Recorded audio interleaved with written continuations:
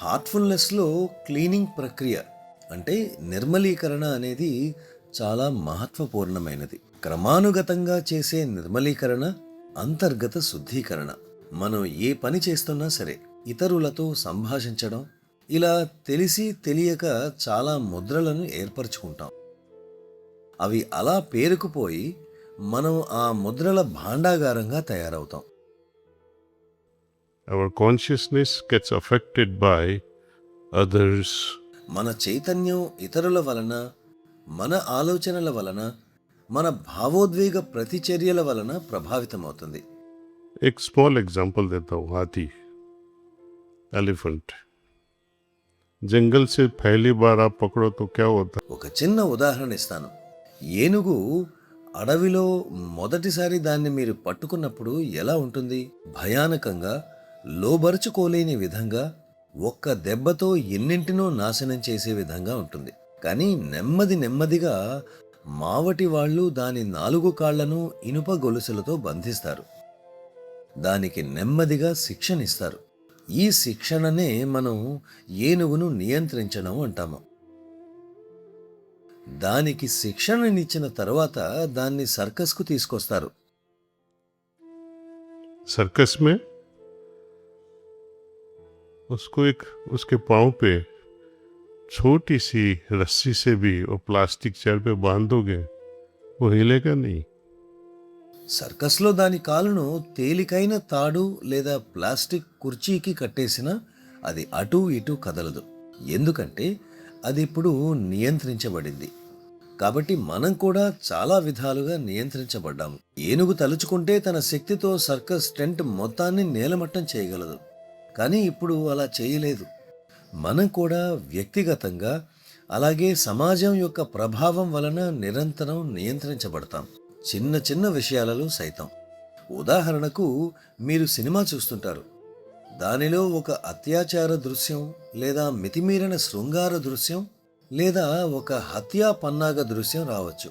దాని ప్రభావం మీపై ఎలా ఉంటుందో గమనించారా? నేను మీరు ఆనందించొద్దని చెప్పడం లేదు, కానీ దాన్ని కేవలం ఒక సినిమాలా చూసి మర్చిపోండి. ప్రజలు దాన్నే పట్టుకుని ఉంటారు. భార్య, మీరు నాతో అలా ప్రణయ కలాపాలు జరపటం లేదు అంటుంది. బయట నుండి నియంత్రీకరణ, విషయాలను ఆశించడం యొక్క ప్రారంభం. ఈ విధంగా మనం మన జీవితాలను నాశనం చేసుకుంటాం.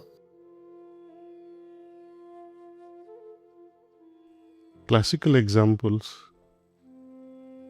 कोई कैदी आया, उसको पकड़ा आपने, ఒక చక్కని ఉదాహరణ ఇస్తాను. ఎవరో చెప్పారని మీరు ఒకరిని దొంగగా భావించి పట్టుకున్నారు. ధరించిన దుస్తులను బట్టి అతనే దోషి అని నిర్ధారించుకున్నారు. ఇది కూడా మీ మనసు వలన మీరు నియంత్రించబడటమే. ఇంకొంచెం నిగూఢంగా వాళ్ళు ఈ పని ఎందుకు చేశారు అని ఆలోచించండి.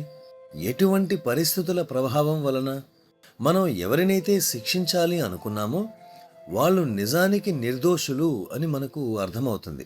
కాబట్టి ప్రశాంతంగా వెతకండి. మీ హృదయాన్ని అనుసరించండి. ఎందుకంటే మీరు బాహ్యంగా చూసే ప్రతి విషయం నిరాకరించబడేది కాదు, అలాగే అంగీకారయోగ్యమూ కాదు.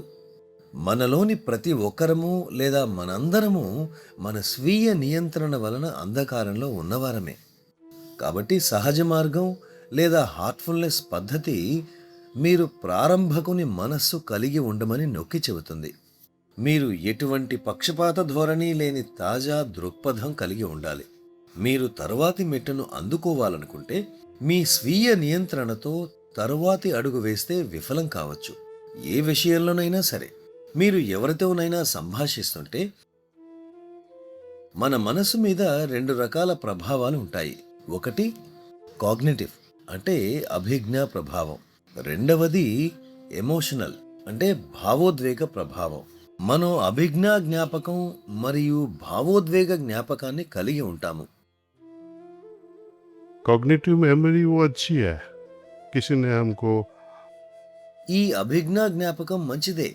ఎవరో మనల్ని మోసగించారు కాబట్టి మన మనసు ఈ వ్యక్తి నమ్మదగిన వ్యక్తి కాదు అని గుర్తుంచుకోవడం మంచిదే. కానీ దానికి సంబంధించిన భావోద్వేగం మనల్ని నాశనం చేస్తుంది. మనం ఆ భావోద్వేగ భారాన్ని వదిలివేయాలి. ఈ భావోద్వేగ భారమే మన చైతన్యాన్ని సంకోచింపజేస్తుంది.